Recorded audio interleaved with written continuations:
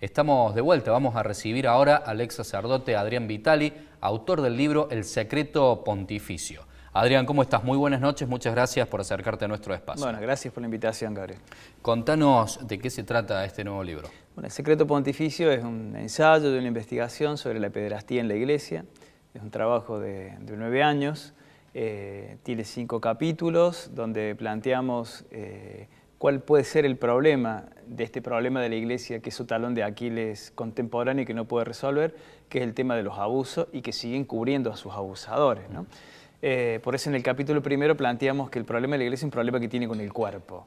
Y que Qué interesante, a ver, contanos. Y que el tema del problema con el cuerpo viene del siglo IV, por una concepción distinta que tenía el Jesús de Nazaret. La concepción antropológica de Jesús de Nazaret es la concepción de la persona como unidad existencial.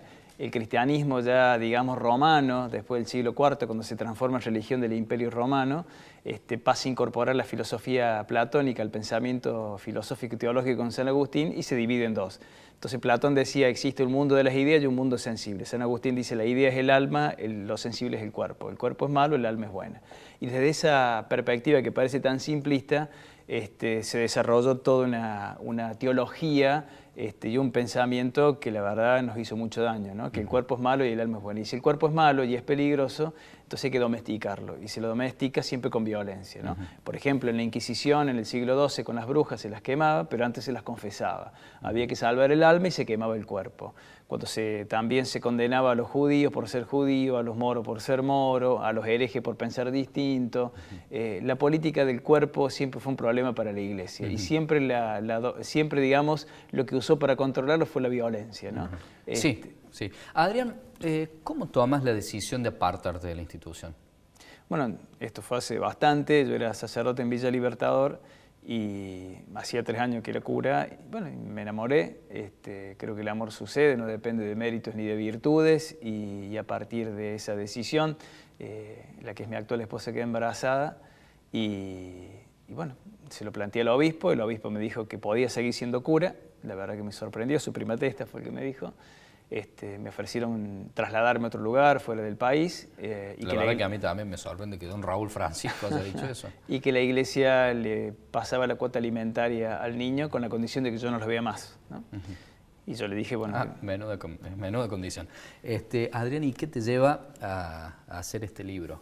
Esta investigación, porque bueno, a ver, la gente, digamos, tiene conocimiento de los casos de pederastía, de que se dan los abusos sexuales en la Iglesia, y ¿por qué tanto más quizás que en el promedio en general de la sociedad? Primero, porque escuché a las víctimas, y después de escuchar a una víctima vos tenés 2 opciones. O no le llevas el apunte o te comprometes, ¿no? Acá no hay margen para... Bueno, por mi vocación existencial no había margen para no comprometerme con sus causas. Entonces empezamos a trabajar sobre el tema, pero no solamente sobre los testimonios, sino explicar cómo funcionaba esto. Por eso en el capítulo 5, en el capítulo 4, hablo de las posiciones de los papas y el primer protocolo sobre el tema de la pederastía, que fue en el 1962, en el pontificado de Juan XXIII, donde se pone por escrito qué hay que hacer en estos casos. Cuando un cura abusaba de un niño, había que trasladar al cura a otro lugar. Si la familia del niño se ponía como intensa en querer revelar el tema, había que hacer una propuesta económica, indemnizarla a través de un decreto de confidencialidad donde nadie hablara. Por eso la mayoría de los casos se taparon. Lo que se buscaba siempre era salvar el prestigio de la Iglesia y salvar al cura, ¿no? Por eso la Iglesia lo seguía manteniendo. Ahora, se suceden muchos traslados en la Iglesia. ¿Todos pueden tener que ver con estas cuestiones? Pueden tener que ver con la pederastía, pueden tener que ver con el cura que se enamoró de alguien, puede tener que ver que el cura tiene hijos en un lugar y entonces lo trasladan y le ofrecen lo que me ofrecieron a mí, pagarle la cuota alimentaria con tal que él siga siendo cura. Pueden ser varios de esos casos, pueden ser que descubrieron que el cura es homosexual, entonces también puede ser que se lo aparte por eso. Dentro de este protocolo también se planteaban algunos lugares como casas de reclusión para recuperar a los sacerdotes que tenían el problema de la pederastía, que para la Iglesia es un problema espiritual porque los mandaban a rezar. Solamente espiritual. Exacto, por eso los mandaban a rezar. Y para la Iglesia no es un delito, es un pecado, por eso no los denuncia, por eso no los condena y por eso los protege, ¿no? ¿Tuviste algún percance durante tu seminario? ¿Viste algo? ¿Escuchaste algo? ¿Te enteraste de algo? No, en mi seminario no, fue un seminario dentro de todo, dentro de lo anormal que es el sistema, bastante normal, la mayoría somos compañeros de la misma edad y la verdad que no. Si dijera que sí, estaría mintiendo. Tenés libertad de no responder, pero ¿pensás que esto llega a Yáñez y Yáñez lo ignora, estos tipos de casos, o pensás que no? Te explico cómo es el sistema. El sistema es... Digamos, alguna mamá que se acerque a contarle lo que le ha ocurrido. Hay dos opciones acá. Sucede que seguramente al obispo le habrán ido a ver y lo que habrá hecho el obispo, lo que tendría que hacer es, primero, eclesiásticamente, los mandan al tribunal eclesiástico para iniciar el juicio ahí. Pero después tendría que asesorar a la mamá para que vaya a la justicia, ¿no? Son como dos cuestiones distintas. Y lo que yo le sugiero a las madres o a los padres que tengan niños que han sufrido esto, que vayan a la justicia directamente, porque es revictimizar al chico 2 veces, ¿no? Pedirle que narre 2 veces el mismo abuso. Entonces lo que hay que hacer es ir a la justicia civil, no ir a la justicia eclesiástica, porque no sabemos qué pasa ahí, ¿no? Hay algunos curas que para la iglesia son inocentes y son curas con poder, porque todo trámite eclesiástico en los tribunales eclesiásticos argentinos, que son 8 de primera instancia y 1 de segunda instancia, todos esos trámites van a Roma, no termina el juicio acá en Argentina o en ningún lugar del mundo, solo en Roma. Va a la Congregación para la Doctrina de la Fe, que era la antigua Inquisición. Bueno, toda la documentación va ahí y ahí se toman las decisiones a quién se condena y a quién no. Por eso Grassi sigue siendo cura, porque para Francisco, que era su confesor y su protector, sigue siendo cura. Por eso no se lo redujo al Estado laical. Adrián, ¿estás de acuerdo con la separación Estado y Iglesia? Sí, me parece que sí, y me parece que es saludable para la Iglesia y para el Estado. Una decisión que se tiene que tomar en cualquier momento, hay que trabajar sobre eso, porque la Iglesia tiene que estructurarse en base a la evangelización y no en base al poder. Por eso es una estructura que genera poder porque tiene bienes, y los bienes lo tienen en esa relación de beneficio con el Estado, ¿no? Adrián, nos trajiste, antes de la última pregunta, nos trajiste un ejemplar para sortear. Lo vamos a hacer por medio de nuestro canal de YouTube, que es Meridiano 64, solamente para los suscriptores de nuestro canal.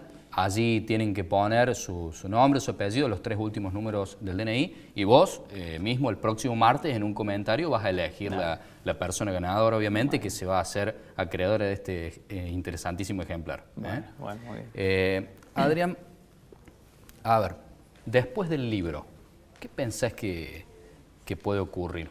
¿Y qué esperás también que ocurra con esto? El libro está escrito para las víctimas que siguen todavía en el laberinto de los abusos y que no han podido salir. Por eso en el capítulo 2 el testimonio de las víctimas es fundamental para contarle a los que todavía no pudieron hablar que se puede hablar, que se puede salir de ese dolor tremendo de haber sido abusado y no poder hablar con nadie. Que llegó el momento de que alguien te va a escuchar, de que alguien te puede acompañar. Por eso el último testimonio no tiene nombre. Los otros 6 tienen nombre, ¿no? Hicieron las denuncias. El último también es real, pero es real, anónimo. Es de acá de Córdoba, pero no tiene nombre, porque el proceso lo está haciendo ahora, ¿no?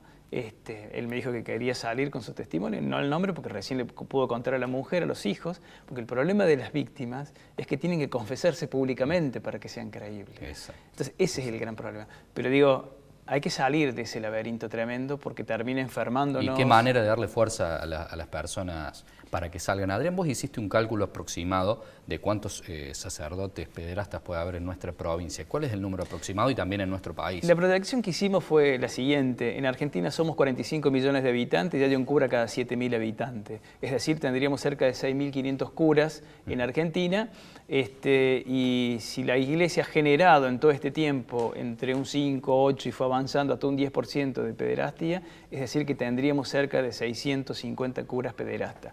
De esos 650 curas, que no sabemos dónde están, solo hay denunciado 63. ¿No? Y no sabemos cuántos casos ha Y no sabemos cuántos casos hay. Entonces lo grave es eso, es importante hablar, contar, para que no sigan abusando de niños, porque es una perversión que tienen. Richard Sipe, un monje psiquiatra de Estados Unidos, que fue consultado por Tom Doyle, que trabajaba en la Embajada Vaticana en Estados Unidos, con Pío Lay, que después echado porque les pidió que tenían que expulsar a los sacerdotes pederastas porque son incorregibles, porque son degenerados, y lo echaron a él en vez de a los curas, digamos, pederastas.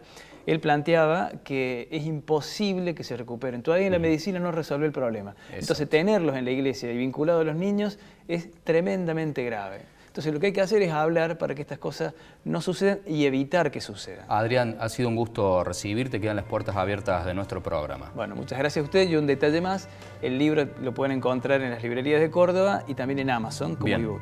Bien, gracias Adrián, Gracias. Un gusto. Quiero invitarte a que te suscribas a nuestro canal de YouTube y actives la campanita. Nos encontrás como Meridiano 64.